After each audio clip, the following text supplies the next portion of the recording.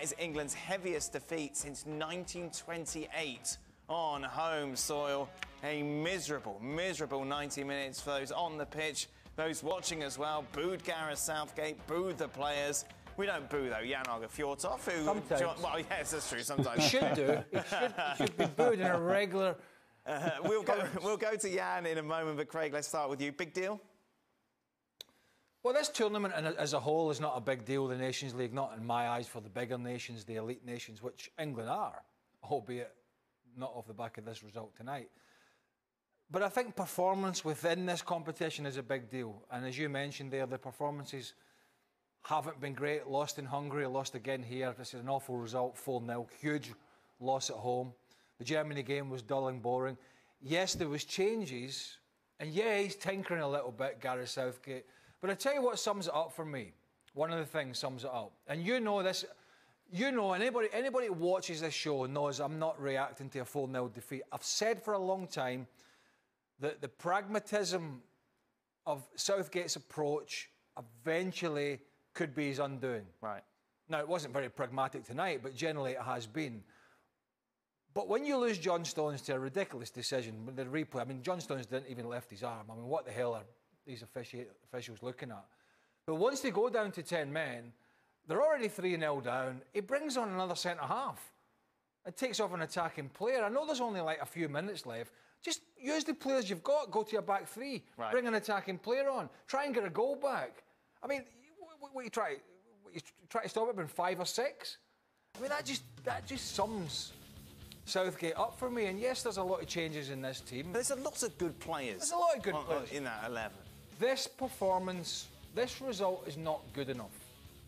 And there's a lot of people out there, pundits and journalists, that seem to be smarting at the booing from the England fans. And we know what fans are like. They're fickle.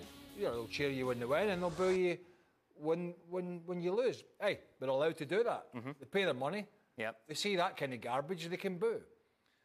But Southgate has got money in the bank in terms of his job. Yeah, he's not going. They're not going to change. There's already people out there saying, "Oh, is he going to stay? Is he going to go?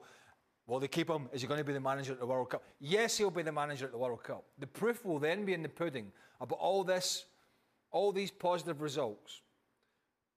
Don't forget World Cup semi-final. First time they met, in my opinion, a proper team in Croatia. They got outplayed. Outsmarted, outfoxed. Similar in the Euros to the final. The proof will be in the pudding for Southgate in Qatar. When he takes this talented bunch of players, it'll be about results, but it'll also be about performance. And my question would be, can he not get more out of this group of players than what he's getting in terms of the product on the field? This is interesting, Jan, because you kind of spin it in both ways, can't you? Given what Craig has said, how inspiring they've been, particularly going forward. What, just the one goal in these 4 matches, and that was a Harry Kane penalty. When you look all that attacking quality that he has at his disposal, or you could say, end of a long season, glorified friendlies, these mean nothing. Well, they do mean something. I mean, I agree with the analysis of Craig, but the Nation League thing is important in terms of you build up your credibility. You build up your credibility as a team that you want to support. And Gareth Southgate has been very using that as a phrase, that he wants England to stand behind his team. They are allowed to boo when you lose against Hungary. Of course you are. I mean, I'm not that old, but I love my football history, and I lost 6-3 to Hungary in '53. England went to Budapest and wanted the revenge, and Puskas shot them 7-1 down. And as you were saying, Dan, since '28, they haven't lost that high at home. This is bad for England. And it doesn't matter if it's called Nation League, Europa League, they don't play European Championship or the World Cup. The defense is catastrophic. I mean, you have to sort that out, or you don't have to go to Qatar, because you have no chance in the world with that kind of defense. And another thing is that England now could go down from this group. They could be relegated. That's what Nation League is all about.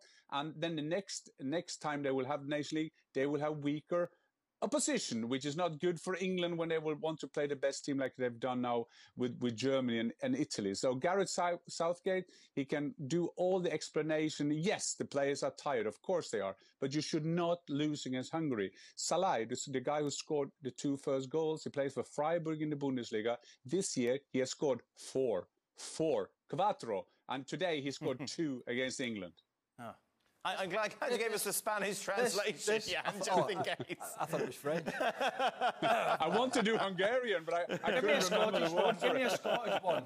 I laugh my cotton socks off at that question, that analysis. And I know you threw it out there as the players are tired, it's the end of a long season, blah, blah, blah.